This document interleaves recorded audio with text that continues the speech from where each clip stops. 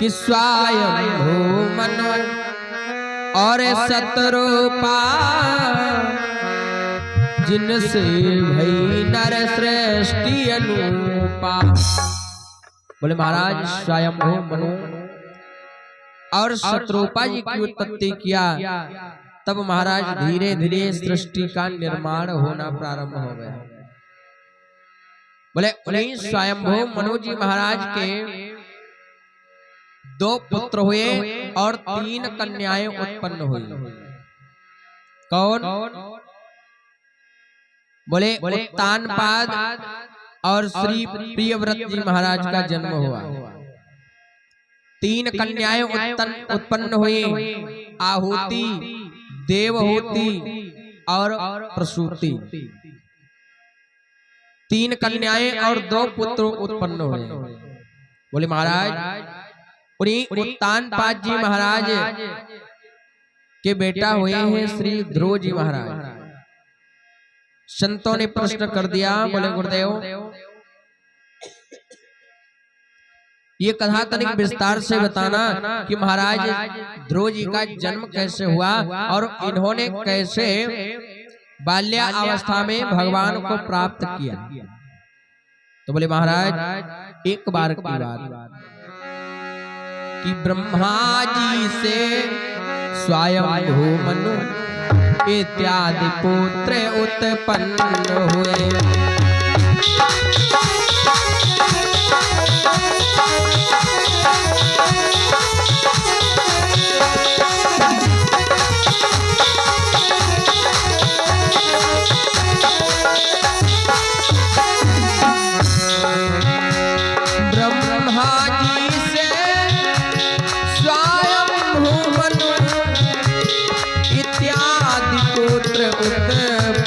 हुए स्वयंभू से उत्तानपाद, स्वयंभू से उत्तानपाद धर्मशील संपन्न हुए।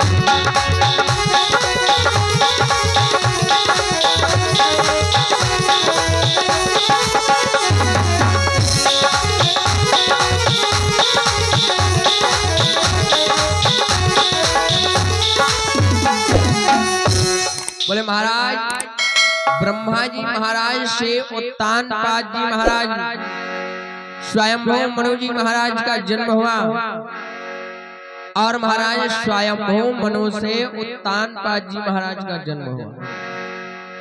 बोले उनके पुत्र हुए हैं श्री ध्रुव जी महाराज। तो बोले राजन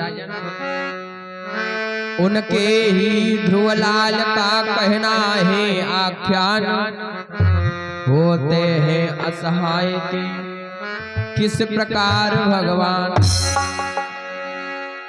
बोले संतों अब देखिए किस प्रकार से एक असहाय व्यक्ति की सहायता भगवान कैसे करते हैं। क्यों? जिसका दुनिया में कोई नहीं होता है उसका तो मेरा गोविंद ही सहारा देने वाला होता है। बोले महाराज उत्तानपाद जी महाराज कि नगरी में प्रजा हर प्रकार से सुखी और संपन्न है। महाराज उत्तानपाद जी का विवाह हुआ महारानी सुनीति के साथ में।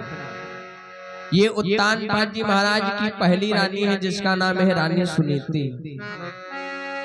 ये उत्तानपाद की प्रथम प्रिया और सतियों में लेखी जाती थी।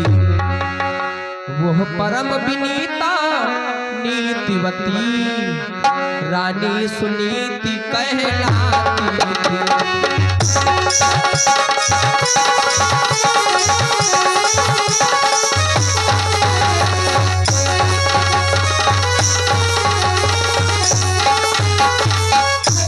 बोले महाराज ये महाराज उत्तानपाद जी की पहली रानी है जिसका नाम है देवी सुनीति।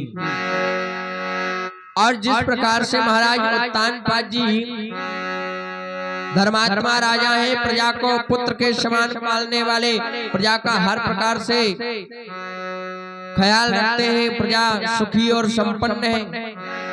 ठीक उसी प्रकार रानी सुनीति भी महाराज उत्तानपाद जी का ख्याल रखते हैं। क्यों? पतिव्रता स्त्री है। श्री सुखदेव जी महाराज बोले, हे रानी, महाराज रानी सुनीति पटरानी होकर के उत्तानपाद जी महाराज की स्वयं सेवा करती हैं।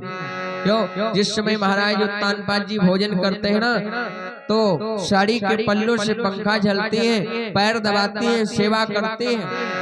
क्यों? पतिव्रता स्त्री है। बोले राजन कि पटरानी का पद पाकर भी और पति पर बलिहारी जाती थी, फूलों वाली सैया वाली, फूलों वाली सैया वाली रानी सुनीति कहलाती थी।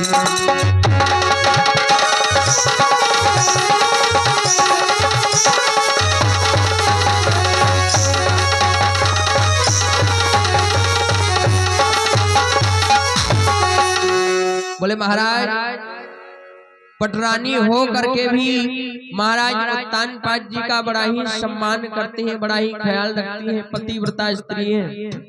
लेकिन महाराज परमात्मा ने सब कुछ दिया है, प्रजा हर प्रकार से सुखी और संपन्न है। भैया थोड़ा वॉल्यूम बढ़ा दो हमारी माइक में। बोले महाराज प्रजा हर प्रकार से सुखी और संपन्न है, हर प्रकार से सुख पा रहे हैं महाराज। लेकिन भगवान की कुछ कृपा ऐसी हुई जो कि एक पुत्र का जन्म नहीं हुआ। निर्धन है, पुत्र के बिना घर सोना है,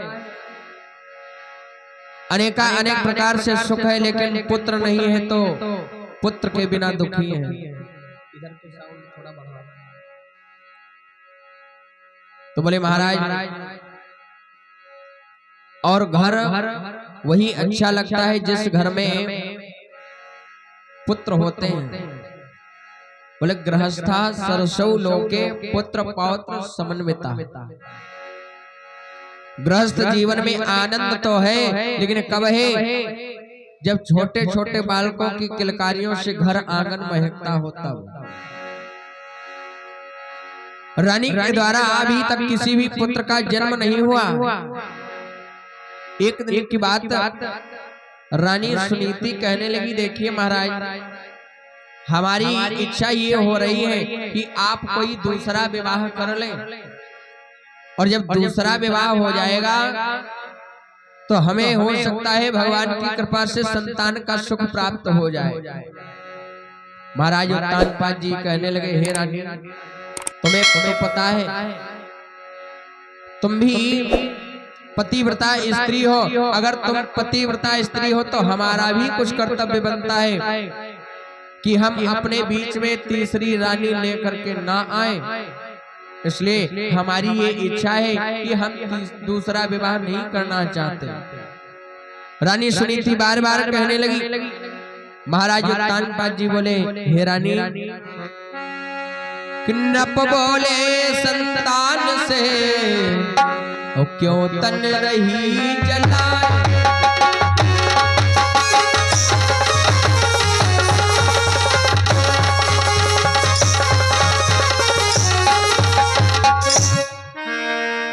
नप बोले संतान से क्यों तन रही जलाए।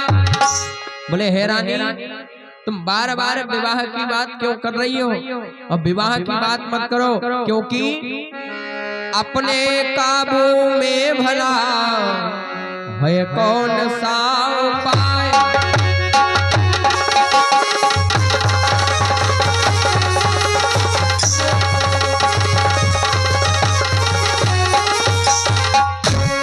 बोले महारानी पुत्र पाना, धन राज्य पाना, ये सुख पाना ये अपने वश में नहीं होता है, ये तो भगवान की कृपा होती है। जब भगवान की नजर हो जाएगी ना तभी पुत्र का सुख देखने को प्राप्त होगा। अन्यथा पुत्र नहीं मिल सकते। चाहे एक नहीं 5 विवाह कर लो, अगर तुम्हारी किस्मत में नहीं है तो महाराज पुत्र का सुख नहीं मिलेगा। रानी सुनीति नहीं मानी, बोली महाराज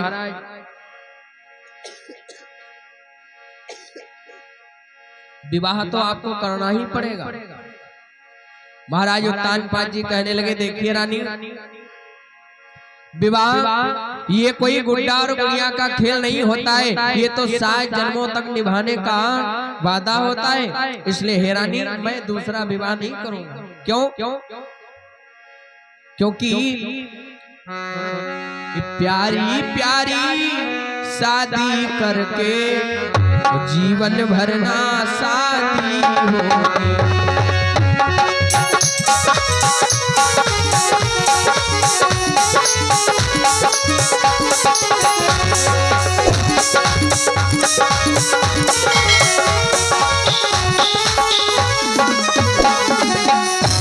बोले रानी, शादी एक बार होती है, बार बार नहीं होती। और अगर कहीं हमने दूसरा विवाह कर भी लिया ना तो महाराज घर की आबादी हो जाएगी, तेरी भी बर्बादी हो जाएगी। क्यों? क्योंकि शास्त्रों में वर्णन है महाराज, है मौत बुरी लेकिन अच्छी, जो एक बार ही आती है। महाराज बोले रानी, मौत बुरी है लेकिन एक हिसाब से देखा जाए तो बहुत अच्छी है। क्यों? अरे मौत एक बार आती है, शरीर प्राण लेकर के चली गई तो जीवन का झंझट ही खत्म। लेकिन सौत है मौत बुरी लेकिन अच्छी, जो एक बार ही आती है। और मौत से सबती 100 तरह बुरी, छाती दिन रात जलाती है।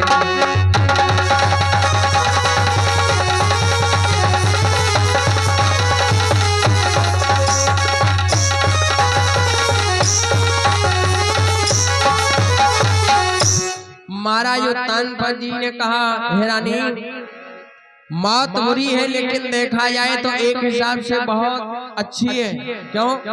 मौत एक बार आएगी और प्राण लेकर के चली जाएगी। और अगर सौत आ गई घर में, ये सौत आ गई तो सौत को जब जब देखेंगे ना तब तक आपकी छाती जलती ही रहेगी। इसलिए महारानी, सौत का मामला बड़ा ही खराब होता है। महाराज रानी सुनीति ने नहीं माना, बोली महाराज आपको विवाह करना ही पड़ेगा, ये हमारी इच्छा है। महाराज उत्तानपाद जी ने कहा, है रानी, तुम मेरी बात छोड़ो, समाज में जिन जिन लोगों ने 2-2 विवाह किए उनकी बड़ी ही दुर्दशा हुई। क्यों? हुए जिनके 2 विवाह वो तबाह हो गए, हुए जिनके 2 विवाह।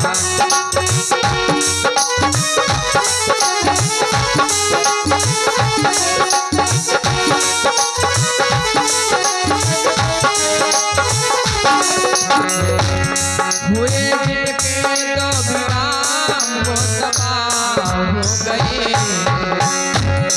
हुए जिनके 2 विवाह वो तबाह हो गए, हुए जिनके 2 विवाह, हुए जिनके 2 विवाह वो तबाह हो गए।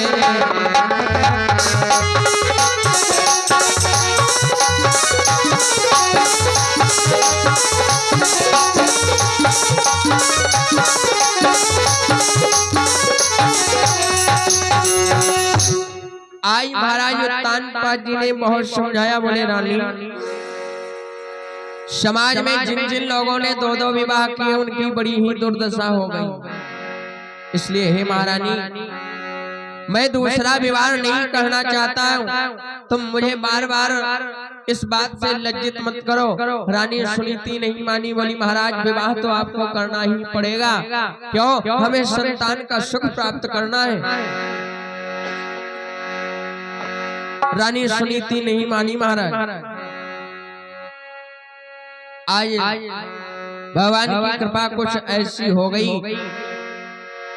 कि महाराज उत्तानपाद जी का दूसरा विवाह रानी सुरुचि के साथ में संपन्न हुआ। रानी ने जब बार बार अनुग्रह विनय निवेदन किया तो दूसरा विवाह महारानी सुरुचि के साथ में संपन्न हुआ। देखिए, जबकि रानी सुनीति बड़ा ही पतिव्रत स्नेह करती है, पतिव्रता स्त्री है, आज जब दूसरा विवाह महारानी सुरुचि के साथ में संपन्न हुआ, भावरे पड़ी। अब विवाह जब होता है तो विवाह में बहुत सारे गीत गाए जाते हैं, है ना। तो भावर पड़ी। आज भावरी पड़ गए। जब डोली में सुरुचि बैठ गई, आज कहार लोग डोली लेकर के चले। रानी की इस बात पर नपत हुए मजबूर, सुरुच सुंदरी से हुआ वो विवाह मंजूर। आज विवाह हो गया और महाराज जब कहार लोग डोली लेकर के चले तो आगे आगे उत्तानपाद जी महाराज पीछे से डोली आ रही है। इधर रानी सुनीति मन में विचार कर रही है कि आज मेरी बहन आ रही होगी, चलो मैं अपनी बहन की आरती करने के लिए सुंदर सी थाल में आरती बना करके रख लूं। क्यों, आज मेरी बहन इस घर में पहला पांव रखेगी ना तो उसकी आरती करना है।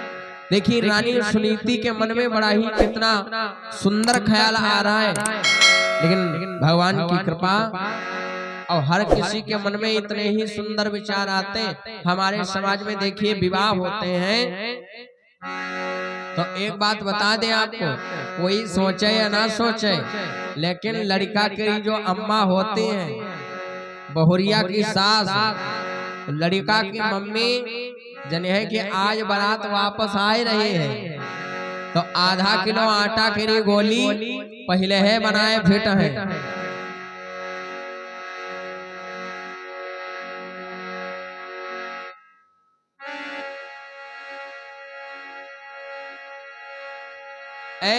भाई, जब माता को ये पता चलता है कि आज हमारे लड़का की बारात वापस आएगी और हमारे घर में बहुरिया आने वाली है, तो अम्मा लोग आधा किलो आटा की गोली बनाए पहले फिट है। आरती आधा किलो आटा की गोली बनाए पहले फिट है और दरवाजन पर खड़ी है। अब यह वर्ते डोला आवत वही देख रही है, डोला यह वर्ते आवत वही देख रही है। अब तब तक अब डोला आएगा, जब डोला आएगा तो देखे हम आप लोग गांव घर में जब डोला आवत है तो कोई आवे या ना आवे, लेकिन लड़का की मम्मी सबसे पहले जीप तेरे दौड़ जाए। अब तो जीप ही चलाई लगे, पहले चलते रहे डोला। लेकिन एक बात बताई, पहले डोली चलते रहे, आज वो जमाने में जीप ही चलाई लगी तो खैर बहुत बढ़िया हम तो गए। आज वो जमाने में मामला इतना खराब हो गया है समाज, तो पहले के लोग इतने ईमानदार थे। देखिए, दूल्हा और घर के लोग आ जाते थे और कहार लोगों से कह देते थे भैया डोली घर पे पहुंचा देना, सानुकूल सुरक्षित डोली पहुंच जाती थी। आज के जमाने में तकाई देव अच्छा कहते भैया हम जाई थे और हमारी बहुरिया या डोली लेके घर आए हो, तो ना ही बहुरिया ना ही डोली ना ही डोला, पता नहीं कौन वो डोली गई। हाँ, अम्मा आज आधा किलो आटा करी गोली बनाए फिटा है, वही लपद बहुरिया कहा निकाल लाई और परीक्षण कर रही है द्वारे पर। जब बहुरिया आवत है तो लड़का बहुरिया की परीक्षण होते हैं, तो अम्मा वही आधा किलो आटा के गोली उठाए और या कई गोली उतरते हैं, कहते हैं अब ही तो बिटिया आई हो बड़ी दूर से ने औकात मरे ला गई प्यास रे, ऐसे छोड़ दे। हाँ, फिर क्या कहती, अब ही तो बिटिया घोट काढ़े हो डेढ़ हाथ के रो, अब आदमी लागे झगड़ा करा सरे, दूसरे फेंक दे। फिर क्या कहते, अब हे तबटिया बेग टांगे होनाना पाठ करके री महू से तुम लगते हो। अब आदमी में छोले हो गले यार नमा घास एहे तरह कह अब सबई गोली फेंक देन सबई गोली फेंक देन और तकई देखे हो जाते हैं सास अम्मा बहुरिया के लपट गए और लइका बहुरिया के यहाँ घर में चल दी। तो जब बहुरिया के यहाँ लइका अम्मा चलती हैं सासु अम्मा तो देखे हुई हो बहुरिया का मोड़ सासु कांधे पर हुई सासु मोड़ बहुरिया कांधे पर। हमका तो यह नहीं मालूम देते है कि सासु बहुरिया के लेवाए ले जाती कि सासु बहुरिया के ले जाए रही कि बहुरिया सासु को ले जाए रही। हमका तो दूर से यही देखते मालूम देते है दुपलिया छप्पर छावा। प्रेम से बोला भक्तवर भगवान की जय हो। ए भाई आज रानी सुनीति ने मन में विचार किया चलो अपनी बहन की आरती करने के लिए सुंदर थाल सजा लिया जाए। इधर सुनीति दरवाजे पर थाल लेकर के खड़ी हो गई और जैसे कहार लोग डोली लेकर के आए उसी समय रानी सुरुचि ने डोली से झांक करके देखा कि दरवाजे पर कोई सुंदर स्त्री खड़ी है, उसके हाथ में एक आरती की थाल है। तो आज महाराज उत्तान पाद जी से वो रानी सुरुचि कहने लगी हे महाराज ये दरवाजे पर जो स्त्री खड़ी है ये कौन है। तब महाराज उत्तान पाद जी ने कहा हे रानी ये हमारी पहली रानी है जिसका नाम है रानी सुनीति। और जैसे ही इतना कहा तो आज रानी सुरुचि कहने लगी हे महाराज कि जब एक तुम्हारे रानी थी हे महाराज तो हमको क्यों तुम लाए थे। यह है भोगों के लिए मुझे क्या भाड़ झोंकने को लाए।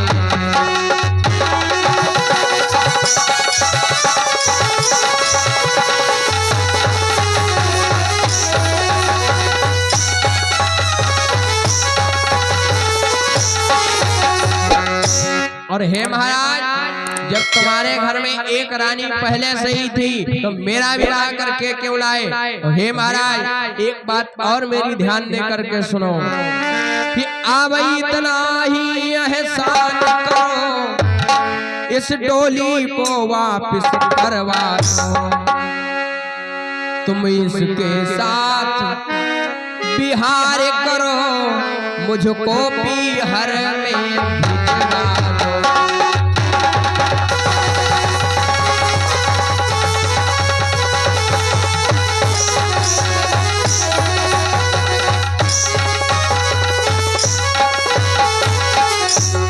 आई रानी सुनीति सूरज कहने लगी महाराज उत्तान पाद जी से हे महाराज जब तुम्हारे घर में एक रानी पहले से ही थी तो मेरा विवाह करके क्यों लाए।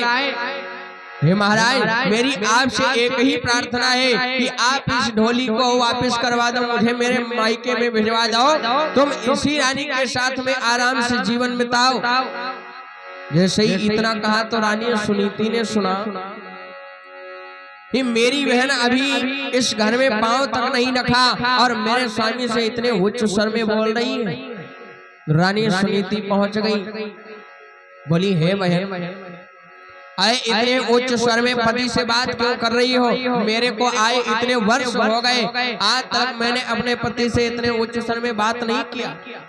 और हे रानी आओ ये घर ये महल ये पति तुम्हारा है मेरा क्या है। मेरा तो एक सहारा हो गया। जैसे ही इतना कहा तो रानी सुनीति बोली हे बहना तुम व्यर्थ में चिंता कर रही हो क्योंकि हर एक रानी का सबसे बड़ा गहना क्या होता है कि बोली रानी प्रेम से और है लिबास तब्दील बहना गहना नारी का है लिबास तब्दील। बोली बहना अरे रानी का सबसे बड़ा श्रृंगार, सबसे बड़ा धन तो होता है उसका पति। तुम्हारा पति संसार में है, तुम्हारे पास में हर कुछ है, हर प्रकार का सुख है, हर प्रकार की संपत्ति है। और रही बात मेरी, तो मेरा तो एक सहारा है। इसलिए हे बहना, आओ बहना घर को देखो,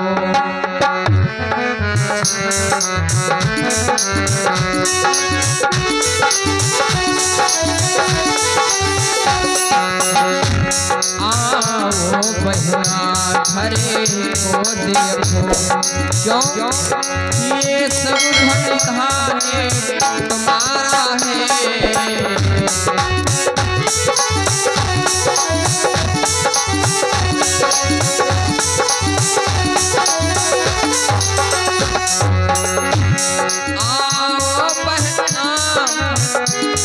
हरे को देखो, ये सब धन धान्य तुम्हारा है।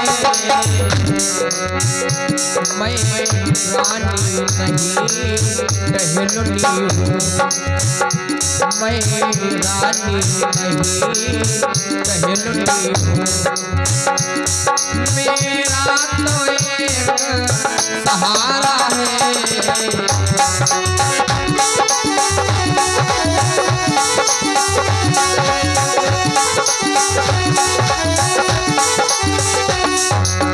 और हे बहना, रही बात मेरी, तो आओ तुम इस घर की आज से रानी और मैं इस घर की आज से दासी।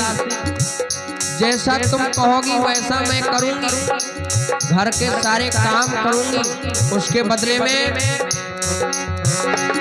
ऊपरी टहल में कर दूंगी, जब जैसी आज्ञा पाऊंगी। और उसके बदले में हे बहना, दो रोटी बहन दिए जाना, दो रोटी बहन दिए जाना। मैं तेरा लाल खिलाऊंगी।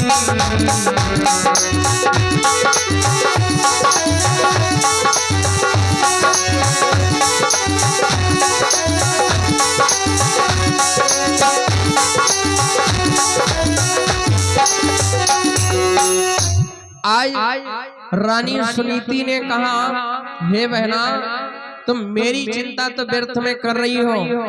आओ बहना घर को देखो, ये सब राज महल पति घर द्वार सब तुम्हारा है, और मैं आज से इस घर की दासी और तुम इस घर की रानी हो महारानी।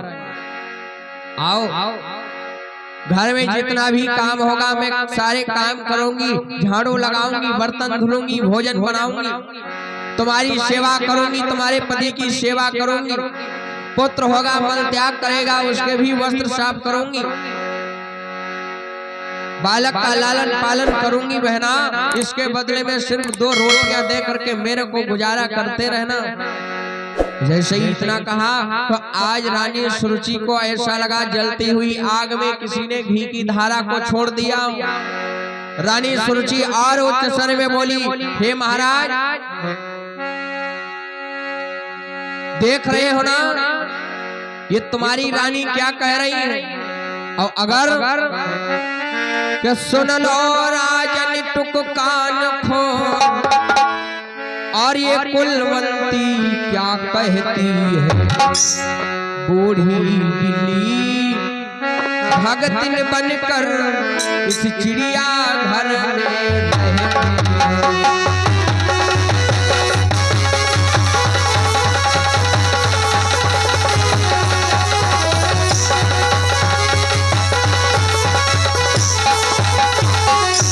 बोली महाराज सुन रहे हो ना ये रानी तुम्हारी क्या कह रही है। अगर मैंने इसको अपना पुत्र दे दिया तो जो मैं इसको बच्चा दूंगी तो गला घोट खा जाएगी, या तुमको जहर पिलाएगी या मुझको मार के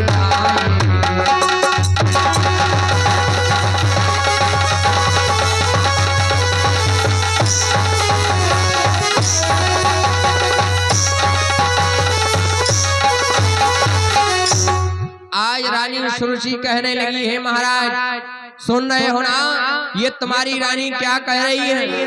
अगर मैंने इसको बच्चा दे दिया अपना ना, या तो बच्चे को मार डालेगी, या तो तुमको जहर पिलाएगी, या तो मेरे को मार डालेगी। इसलिए हे महाराज मेरी आपसे एक ही प्रार्थना है कि आप इस डोली को वापस करवा दे, मुझे मेरे मायके में भिजवा दो, मुझे महाराज नहीं रहना। अंत में महारानी सुनीति ने बहुत समझाया, बोली हे बहना तुम व्यर्थ में चिंता कर रही हो। तब जाकर के रानी सुरुचि कहने लगी, महाराज अगर मुझे रहना ही है इस घर में तो अपनी इस रानी से कह दो इस महल से निकल जाए, खेतों में मड़ैया बना करके निवास करे, मेरे सिवा दूसरी नारी इस महल में नहीं रुक सकती। महाराज जैसे सुरुचि ने इतना कहा, रानी सुनीति को मंजूर हो गया। बोली बहना ठीक है, अगर तुम्हारी यही इच्छा है तो मैं घर को भी छोड़ सकती हूँ, लेकिन मेरे पति से इतने उच्च स्वर में बात मत करो। महारानी सुनीति निकल गई घर से, खेतों में मड़ैया बना करके रहने लगी। आज सूरज के साथ में महाराज उत्तानपाद जी महलों में निवास करते हैं। धीरे धीरे कई वर्ष व्यतीत हो गए। एक दिन की बात कि महाराज उत्तानपाद जी एक दिन की बात है, वन की तरफ गए शिकार खेलने के लिए। और शिकार खेलते खेलते सुबह से शाम हो गई। अर्धरात्रि धीरे धीरे 12 बज गए। और जब 12 बज गए हैं तो अर्धरात्रि 12 बजे अपने महलों में पहुंचे। और जैसे दरवाजे पर पहुंचे तो क्या देखा, महल के फाटक बंद हो चुके। महाराज उत्तानपाद जी ने बार बार आवाज लगाई, लेकिन महाराज की बात को किसी ने नहीं सुना। रात्रि के 12 बजे रानी सुरुचि ने महल के दरवाजे नहीं खोले। तब तो महाराज उत्तानपाद जी निराश होकर के नेत्रों में आंसू लेकर के वापस लौट पड़े। और जब वापस हुए तो हुआ क्या कि हो कर निराश उन महलों से रानी सुनीति घर जा पहुंचा।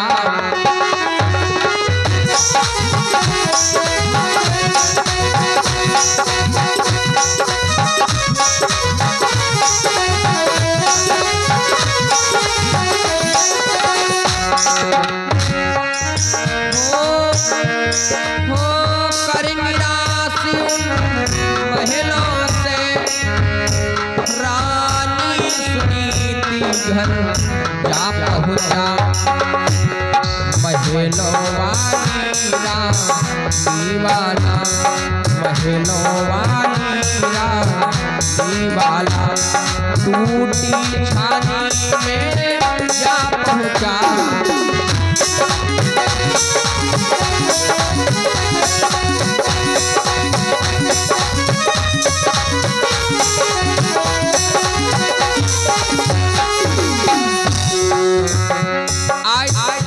जैसे ही महाराज उत्तानपाद जी इधर महलों से वापस होकर के उधर खेतों में मड़ैया में पहुंचे। रात्रि के 12 बजे रानी सुनीति ने सुना घोड़ों के टापों की आवाज। तत्काल झोपड़ी से बाहर निकल करके देखी तो क्या देखा, मेरे पति जी आए। पूछने लगी, स्वामी आप अर्धरात्रि के 12 बजे यहाँ कहाँ घूम रहे हो?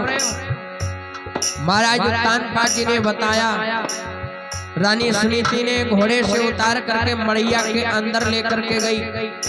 लेकिन महाराज मड़ैया में वो राजसी वस्त्र, राजसी गद्दे कहाँ रखे? तो रानी ने किया क्या, तत्काल सुनीति उठी खुश हो, घास का बिछौना डाल दिया। फिर अश्रुपात से पद धोकर, फिर अश्रुपात से पद धोकर पति का चरणारति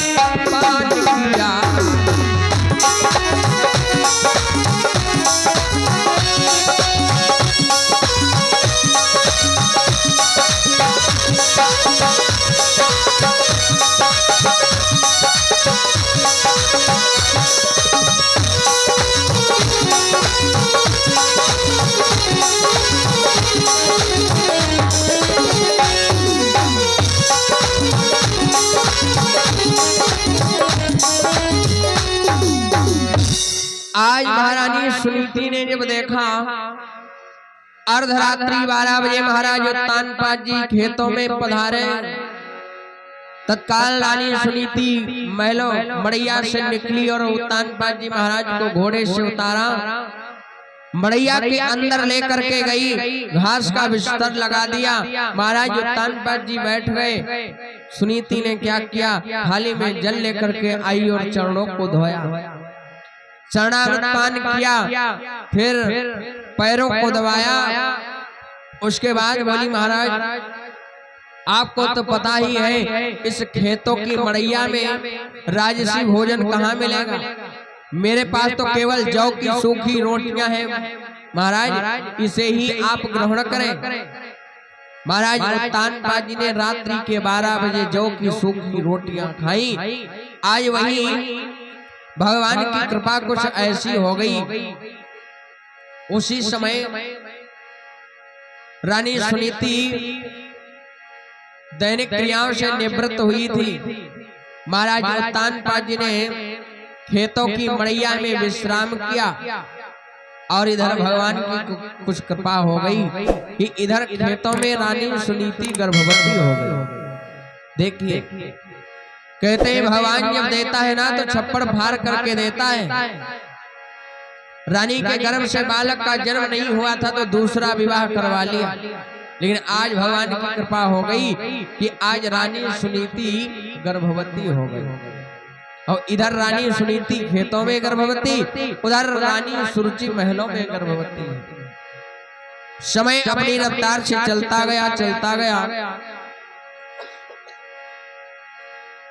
दोनों रानियों के द्वारा एक एक पुत्र का जन्म हुआ। सुखदेव जी महाराज कहते बोले राजन, दोनों घर में बालक जन्मे, दोनों की अच्छी सायत है अंतर यदि कुछ दोनों में वो अपनी अपनी किस्मत है।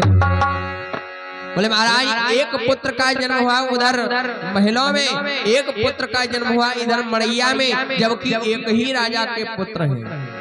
तो महाराज ये अपने अपनी किस्मत की बात है महाराज, जो एक राजा का लड़का हो रहा है और एक भिखारी के नाम से जाना जा रहा है, जबकि एक ही राजा की दोनों संतानें हैं। धीरे धीरे उन पुत्रों का लालन पालन होने लगा। विद्वानों ने नामकरण संस्कार कर दिया। उधर महलों में बधाइयां बजी। महलों में जन्मे पुत्र का नाम उत्तम कुमार रखा गया, खेतों में जन्मे पुत्र का नाम ध्रुव जी महाराज रखा गया। महाराज समय अपनी रफ्तार से चलता गया। धीरे धीरे एक दिन की बात, मेरे ध्रुव जी महाराज कहने लगे मैया आपको तो रोजाना देखता हूँ, लेकिन अब तक मेरे को अपने पिताजी के दर्शन नहीं हुए। ये मैया एक बात बताओ, मेरे पिताजी नहीं है इस संसार में क्या? मैया सुनीति ने कहा नहीं बेटा ऐसी बात नहीं बोलते, तेरे पिताजी तो हैं और तेरे पिताजी कोई साधारण नहीं है, तेरे पिताजी एक राजा हैं। ध्रुव जी महाराज कहने लगे मैया मेरे पिताजी एक राजा हैं, लेकिन अब तक मेरे को दर्शन क्यों नहीं हुए? बोले भैया मेरे पिताजी अगर हैं तो मेरे को बताओ, मैं अपने पिताजी से मिलना चाहता हूँ, मैं अपने पिताजी के दर्शन करना चाहता हूँ। मैया ने कहा अगर बेटा ऐसी बात है तो सुनो।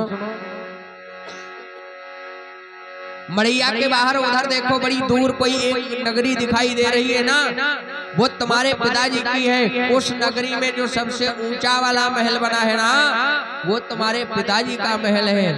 ध्रुव जी महाराज कहने लगे तो भैया आज हम अपने पिताजी से मिलने जरूर जाएंगे। भैया ने कहा ठीक है बेटा जाओ, मेरी तरफ से जाकर के अपने पिता को प्रणाम भी करना। भैया ने बड़ा ही सुंदर श्रृंगार कर दिया ध्रुव जी महाराज का। अब ध्रुव जी महाराज आज चल दिए। जैसे ही महलों में पहुंचे, महाराज उत्तानपाद जी अपने पुत्र उत्तम कुमार को उठा करके गोदी खिला रहे थे। अब जब ध्रुव जी महाराज पहुंचे, महाराज ने क्या किया, उत्तम कुमार को गोदी से उतार दिया। बोले पुत्र वो देखो तुम्हारा बड़ा वाला भाई आ गया है, जाओ उसको प्रणाम करके आओ। एक बात बताएं महाराज, बच्चे को अच्छी शिक्षा देना ये तो मैया और पिता का कर्तव्य होता है। बच्चा कभी स्कूल ना जाए, लेकिन अगर माता पिता सही है ना, अच्छी शिक्षा देने वाले, तो बच्चे घर में ही पढ़ जाते हैं। अगर माता पिता सही नहीं है ना, अच्छी शिक्षा देने वाले नहीं है, तो बच्चा चाहे रोज स्कूल जाए, स्कूलों में कहो लफड़ा करके चलाओ, कितनी शिकायतें करोगे, टीचर कितना मारेंगे।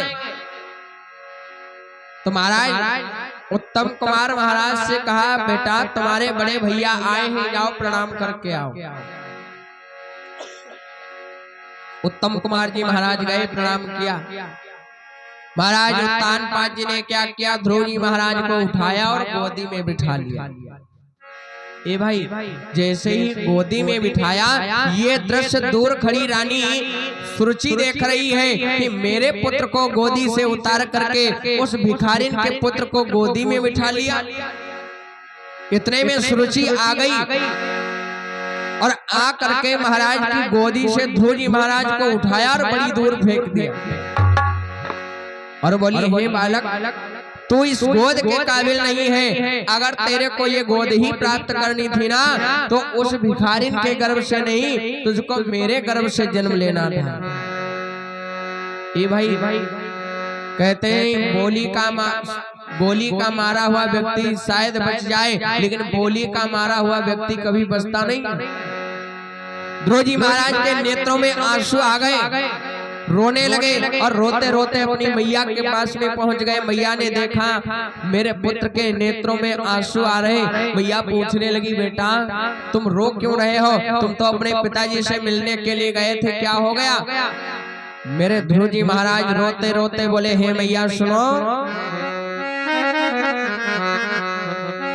फिर रोई रोई कहे ध्रुव जी आज मोए मौसी मारो।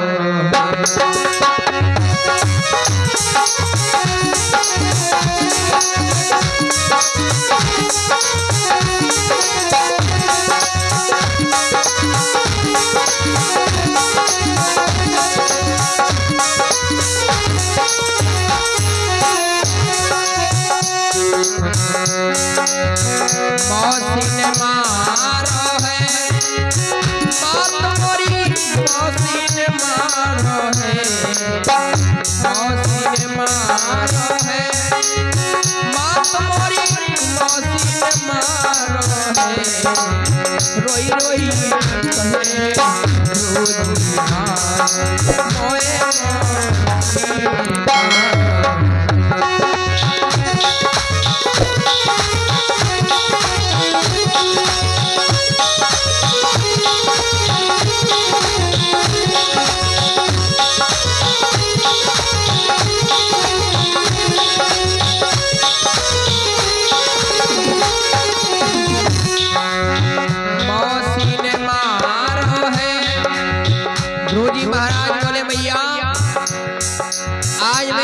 पिताजी से मिलने के लिए गया, मेरे पिताजी ने जब देखा तो मेरे से प्यार भी किया, मेरे को उठा के गोदी में बिठा लिया, लेकिन मेरी मौसी ने गोदी से उतार करके बड़ी दूर फेंक दिया।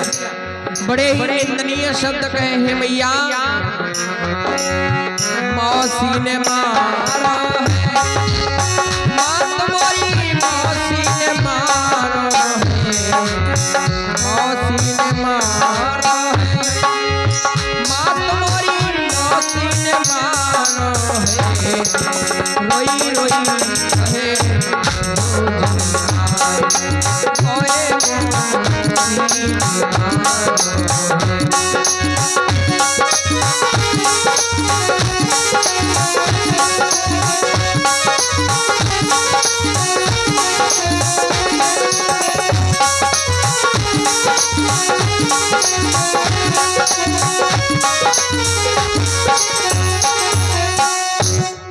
आज ध्रुव जी महाराज रोने लगे और रोते रोते मैया से बोले, हे मैया मेरे को आज मेरी मौसी ने मारा और मैं मैया मेरे को भिखारिन का बच्चा कहा, मेरे से ये भी कहा अगर तेरे को ये गोद प्राप्त करनी थी ना तो उस भिखारिन के गर्भ से नहीं तुझे मेरे गर्भ से जन्म लेना था। हे मैया ऐसा क्यों?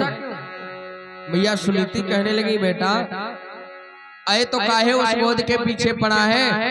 तेरे को गोद ही प्राप्त करनी है तो उस परमपिता परमात्मा की गोद को प्राप्त कर ले, जहाँ तेरे को कोई फेंकने वाला, तेरे को निंदनीय शब्द कहने वाला कोई नहीं मिलेगा, जिस गोद में तेरे को शांति ही शांति मिलेगी। ध्रुव जी महाराज बोले मैया ये परमपिता परमात्मा कौन है? भैया ने बताया है बेटा ये परमपिता परमात्मा वो है जो सारे जगत का पिता है, जिसने सारी सृष्टि का निर्माण किया, जो सारे जगत की रक्षा करता है, वो है परमपिता परमात्मा।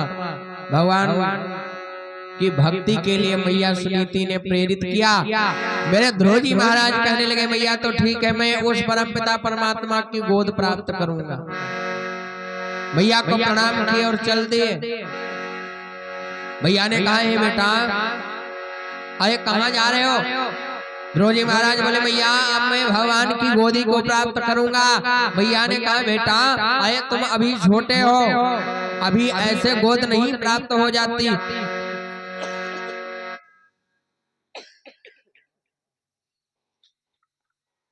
बड़ी समस्या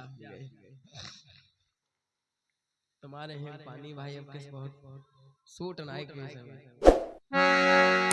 प्रेम से बोलो भक्त और भगवान की महाराज। मेरे ध्रुव जी महाराज चल दिए।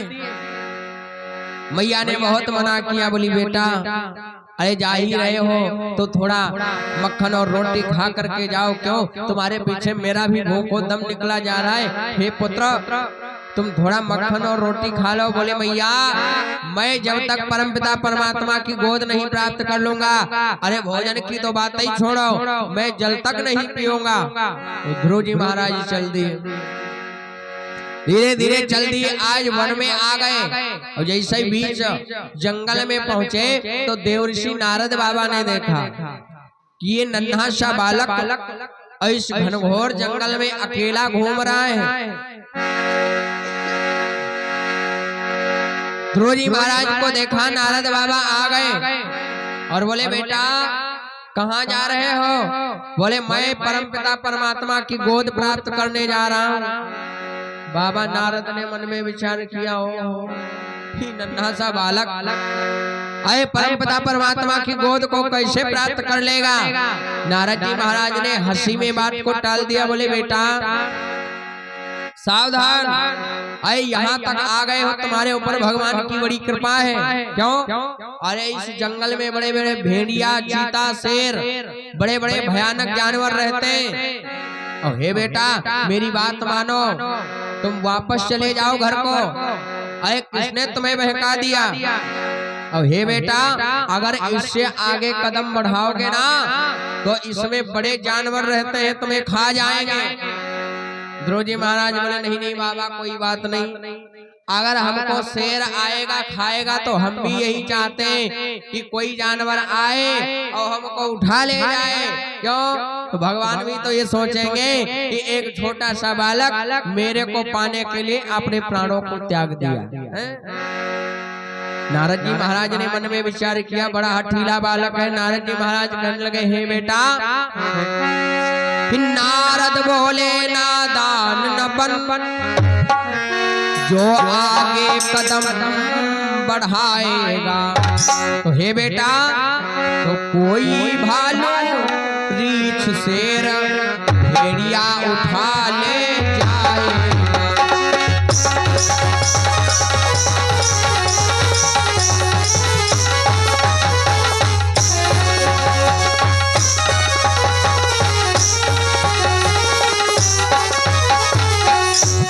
आज मेरे नारद जी महाराज ने बहुत समझाया, ध्रुव जी महाराज नहीं माने। तब नारद जी महाराज को ये ज्ञान हो गया ये हठीला बालक है, ऐसे जाएगा नहीं। तो बोले बेटा तो हम बताएं तुम्हें भगवान की गोद कैसे प्राप्त होगी?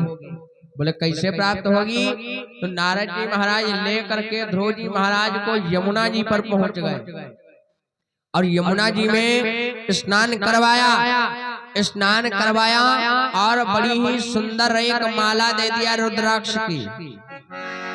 अब 2 अक्षर का भगवान नारायण प्रभु का मंत्र बता दिया। ए भाई, हमने पहले ही बताया है कि नारद जी महाराज ने जिसको अपना चेला बनाया, समझो पक्का है, जिसको अपनी कंठी पहनाई दिया और चेला बनाई लिया तो भगवान जरूर मिल गए। बोले बेटा तुम ये माला ले जाओ और रोजाना इस माला का जप करना। मंत्र बता दिया 12 अक्षर का। आइए कौन सा मंत्र है हम लोग भी जरा जान ले। आइए 2 बार उस 12 अक्षर मंत्र का जप हम लोग भी करते चले। कौन से मंत्र का जप कर रहे हैं मेरे ध्रुव जी महाराज? ओम नमो भगवते वासुदेवाय, ओम नमो भगवते वासुदेवाय,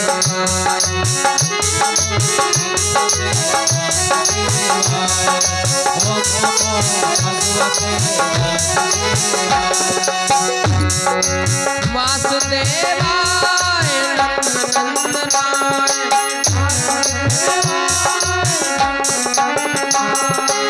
नंदनाय नंदनाय गोपीजन वल्लभा, ओम नमो भगवते वासुदेवाय, ओम नमो भगवते वासुदेवाय, वासुदेवाय। आज मेरे ध्रुव जी महाराज को ये मंत्र दे दिया, शिष्य बना लिया। ध्रुव जी महाराज गए उस जंगल में एक वृक्ष के नीचे बैठ गए। वृक्ष के नीचे बैठ करके जप करने लगे। धीरे धीरे करके 1 महीना व्यतीत हुआ, 2 महीना व्यतीत हुआ। ध्रुव जी महाराज ने भोजन की तो बातें छोड़ो, जल तक नहीं पिया, भोजन का परित्याग कर दिया। 2 महीना हो गए, नेत्र नहीं खोले, बराबर निरंतर जप चल रहा है। धीरे धीरे 5 महीना व्यतीत हो गए। जब 6 महीना धीरे धीरे व्यतीत हो गए, तब ध्रुव जी महाराज ने क्या किया? प्राणवायु को खींचा कि जब ध्रुव ने खींची प्राणवायु तो वायु रुकी त्रैलोकों की, कोहराम पड़ा ब्रह्मांड हिला, दम घुटने लगी प्राणियों की। ध्रुव जी महाराज ने जब प्राणवायु को खींचा 6 महीने के बाद, तो महाराज पूरा ब्रह्मांड हिलने लगा। जितने भी जीव जंतु है ना, सबकी दम घुटने लगी, सांस लेने में समस्याएं होने लगी। तब विष्णु भगवान की धर्मपत्नी मैया लक्ष्मी जी ने पूछा, हे प्रभु ये किस राक्षस की महिमा है? देखो ये तो ब्रह्मांड भी हिलने लगा, अपना सिंहासन भी आज हिल रहा है, ये क्या हो रहा है? तब भगवान, अच्छा भगवान को तो सब कुछ पता है, क्यों?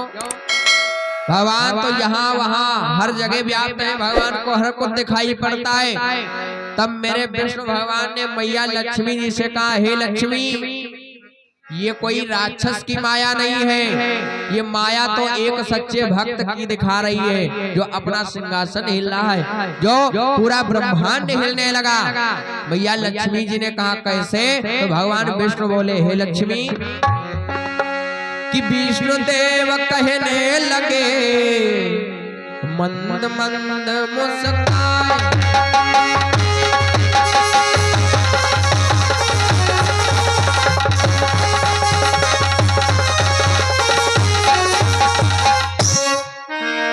विष्णु देव कहने लगे मंद मंद मुस्काए। भगवान विष्णु जी ने लक्ष्मी की तरफ तनिक मुस्कुराया और मुस्कुरा करके बोले, हे देवी, देवी सच्चे भक्त की महिमा रही दिखाए।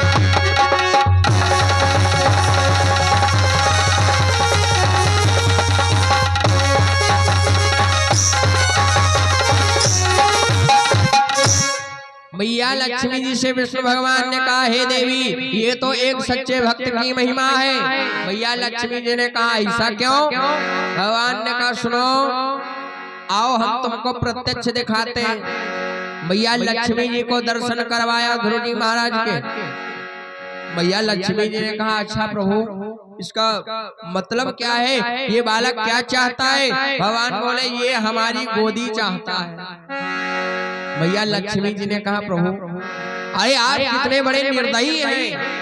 अरे एक नन्हा सा बालक इस घनघोर जंगल में अकेला बैठा तपस्या कर रहा है, आपकी गोदी चाहता है, और आप कितने कठोर निर्दयी बने बैठे हो जो कि गोद नहीं प्राप्त करा रहे। भगवान बोले, सुनो देवी, समय से पहले और भाग्य से ज्यादा किसी को कुछ नहीं मिलता है। अगर मिल भी जाए, कोशिश करने से मिल भी जाए, तो चलेगा नहीं, वो भी जब्त हो जाएगा। भगवान बोले, लक्ष्मी, आज इसको गोदी प्राप्त करने का समय आ गया है। आज इसे गोदी प्राप्त हो जाएगी मेरी। आज मेरे भगवान लक्ष्मी मैया को साथ में लेकर के आए। जंगल में पहुंचे ध्रुव जी महाराज के सामने, चार भुजाएं, शंख चक्र गदा, कंठ में बनमाला, साथ में मैया लक्ष्मी बाएं अंग में। आवाज लगाई, बेटा भक्तराज, तुम नेत्र खोलो, मैं तुम्हारी भक्ति से प्रसन्न हूँ, तुम वरदान मांगो। ध्रुव जी महाराज ने कोई विचार नहीं किया। क्यों? दोबारा फिर आवाज लगाई, बेटा नेत्र खोलो। ध्रुव जी महाराज नेत्र नहीं खोल रहे हैं, निरंतर जप चल रहा है। क्यों? ध्रुव जी महाराज ने धीरे धीरे वो भगवान नारायण प्रभु की मनोमूर्ति अपने हृदय में बिठा लिया। अब जो मनोमूर्ति हृदय में बैठ गई, वही मनोमूर्ति आज दर्शन देने सामने आई है, खड़ी है। वो मनोमूर्ति आज ध्रुव जी महाराज के सामने खड़ी। तो ध्रुव जी महाराज वो बाहर की मनोमूर्ति छोड़ करके हृदय की मनोमूर्ति का दर्शन कर रहे हैं। भगवान ने समझ लिया। भगवान ने किया क्या? एक माया चलाई, ऐसी माया चलाई कि ध्रुव जी महाराज के वो हृदय से मनोमूर्ति गायब हो गई। जब मनोमूर्ति गायब हुई, भगवान ने जमीन पर पांव पटक दिया, ध्रुव जी महाराज के नेत्र खुल गए। तब ध्रुव जी महाराज ने देखा, भगवान के दर्शन पाए, चरणों पर मत्था रख दिया और 26 श्लोकों से भगवान की वंदना किया। जैसे ही वंदना किया, भगवान इतना प्रसन्न हो गए, इतना प्रसन्न हो गए, ध्रुव जी महाराज को उठाया और गोदी में बिठा लिया। बोले, भक्तराज तुम वरदान मांगो, मैं तुम्हारी भक्ति से बहुत प्रसन्न हूँ। ध्रुव जी महाराज मुस्कुरा करके बोले, भगवान एक बात बताओ, मेरे को मांगना क्या है? अगर मांगूंगा तो मांगूंगा किसके लिए? ध्रुव जी महाराज से भगवान बोले, नहीं नहीं बेटा, तुम मांग लो कुछ। क्यों? तुमने मेरे को प्रसन्न कर लिया है ना। तो ध्रुव जी महाराज बोले, भगवान एक बात बताओ, अभी अभी आपने मेरे को क्या कहा? तो बोले, बेटा, तो बोले एक बात बताओ, फिर आप हमारे कौन हो गए? बोले, हम तुम्हारे पिता। हम तुम्हारे पिता, आप हमारे बेटा। तो बोले, भगवान एक बात बताओ, पिता के ना रहने के बाद वो जायदाद किसकी होती है? तो बोले, पुत्र की। बोले, भगवान फिर वही तो बता रहा हूँ, अरे जो आपका है वो हमारा है, तो मांगना क्या है फिर आपसे? ध्रुव जी महाराज से कहा, भगवान ने नहीं नहीं बेटा, तो फिर ठीक है, अगर ऐसी बात है तो माता और पिता के चरणों में ही चारों धामों का फल प्राप्त होता है। बोले, तीर्थ कहीं ना जाओ, कोई यात्रा ना जाओ, कहीं दान करने ना जाओ, और तुम भले ही भागवत ना सुनो, लेकिन अगर बाल्यावस्था से आपने पिता और माता की सेवा किया, जब तक पिताजी धरातल पर हैं, तब तक अपने चरणों, अपना मन पिता के चरणों में लगा दो, मैया के चरणों में लगा दो, मैया और पिता की सेवा करो। क्यों? क्योंकि मातृ देवो भव, पुत्र मातृ देवो भव, पितृ देवो भव। माता और पिता की सेवा में ही चारों धामों का फल प्राप्त होता है। बोले, बेटा तो ठीक है, जाओ तुम अपने घर को जाओ, मैया और पिता की सेवा करो जाकर के। ध्रुव जी महाराज चले गए। जैसे ही ध्रुव जी महाराज पहुंचे इधर मेरे उत्तम कुमार जी महाराज को महाराज उत्तानपाद ने क्या किया, वो राज्यभार सौंप दिया और जंगल को चले गए, तपस्या करने लगे। एक दिन की बात, इधर महाराज कुबेर ने जाना कि जब महाराज उत्तानपाद जी ने अपने पुत्र उत्तम कुमार को सारा राज्यभार दे दिया है, तो उत्तम कुमार जी महाराज ने क्या किया, राज्य को तो स्वीकार कर लिया, लेकिन वो राज्यभार बड़े भैया ध्रुव जी महाराज के ऊपर छोड़े रहे। लेकिन एक दिन की बात, महाराज कुबेर ने महाराज उत्तम कुमार का वध कर दिया। जब वध कर दिया तो ध्रुव जी महाराज को पता चला कि मेरे भाई उत्तम कुमार का वध कुबेर ने कर दिया है, तो मेरे ध्रुव जी महाराज अपनी पूरी सेना लेकर के और कुबेर के ऊपर चढ़ाई कर दिया। कि जैसे ही ध्रुव को खबर मिली वैसे ही धावा बोल दिया, और वीर ने अकेले ही लड़कर शत्रु का दीवाला खोल दिया।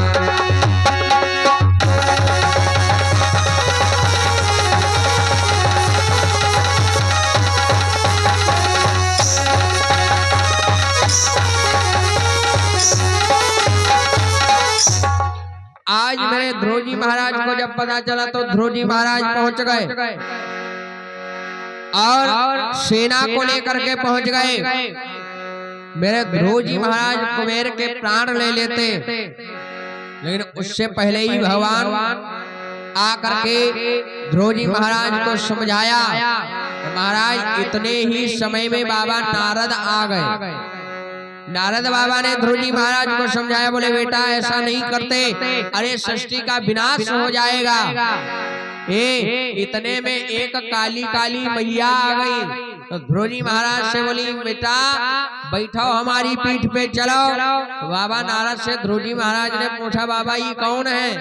बाबा नारद ने कहा तुम स्वयं पूछ लो क्या नाम है, कौन हो, कहाँ से आई हो? ध्रुव जी महाराज ने कहा मैया जरा आप अपना परिचय बताओ, आप हैं कौन? तब तो काली काली मैया बोल उठी, बोली माई नेम इज मृत्यु देवी। माई नेम इज मृत्यु, यानी मेरा नाम है मृत्यु देवी। मैं लोगों को ले करके जाती हूँ, जीवन का अंत करके जाती हूँ। यानी तो ध्रुव जी महाराज बोले तो क्या चाहती हो मैया? तो बोली हमारी पीठ पर बैठो, तुम्हारा समय समाप्त हो गया, अब चलो। तो ध्रुव जी महाराज नारद बाबा से बोले ये तो कह रही है चलो। तो बाबा नारद बोले सुनो, इनसे कहो मैया तुम थोड़ा झुक जाओ, तब तो तुम्हारी पीठ पर सवार हो। नारद जी महाराज ने जब इतना कहा, ध्रुव जी महाराज बोले मैया थोड़ा झुक जाओ। तब बाबा से फिर पूछा, बोले बाबा आप क्या करें? बोले ऐसी लात मारो 100 योजन पार गिरे जा करके। ध्रुव जी महाराज ने वही किया। इतने ही समय में देवलोक से बड़ा ही सुंदर विमान आया, फूलों से सजा है। ध्रुव जी महाराज उसी विमान में बैठ गए, और जब विमान चलने लगा तब ध्रुव जी महाराज कहने लगे अरे रे भैया थोड़ा रुक जाओ, जल्दी जल्दी में अपनी मैया और पिता को लाना तो भूल ही गया। तब आवाज आई, बोले बेटा तुम चिंता मत करो, आगे आगे विमान जा रहा है ना, उसमें तुम्हारी दोनों माताएं बैठी हैं, अब तुम भी चलो। और ध्रुव जी महाराज जा करके ध्रुव लोक में जा करके निवास किया। आकाश मंडल में आज भी ध्रुव और तारे के रूप में अटल हो गए। प्रेम से बोलो श्री सद्गुरुदेव भगवान की जय हो, वृंदावन में हरिलाल की जय हो। आइए अग्रिम चर्चा आप लोग रात्रिकालीन मेला में श्रवण करेंगे। और आज बड़ी विशेष बात है, बड़ा ही अच्छा दिन है कि आज आपके गांव में भगवान कन्हैया का प्राकट्य होने वाला है। तो आप लोग रात्रिकालीन मेला में बड़ी ही ज्यादा से ज्यादा संख्या में आने की कृपा करेंगे। देखे खुद आए और अपने इष्ट मित्रों को भी लाएं, दूसरों को साथ लेकर के आए। क्यों कहते राम कहे और राम कहावे, दोनों का फल आप ही पावे। स्वयं आओ कथा सुनने, वो उसका तो फल प्राप्त होगा ही, जिसको लेकर के आओगे उसका भी 50% तुम्हें फल प्राप्त होगा। तो आप लोग भारी से भारी संख्या में आए। आज लाई पड़ेगी रात्रि बेला में, भगवान कन्हैया का प्राकट्य होगा। आइए चलते चलते दोबारा सभी भक्तजन भगवान का पावन नाम स्मरण करें, फिर भगवान की पावन आरती में सम्मिलित हों।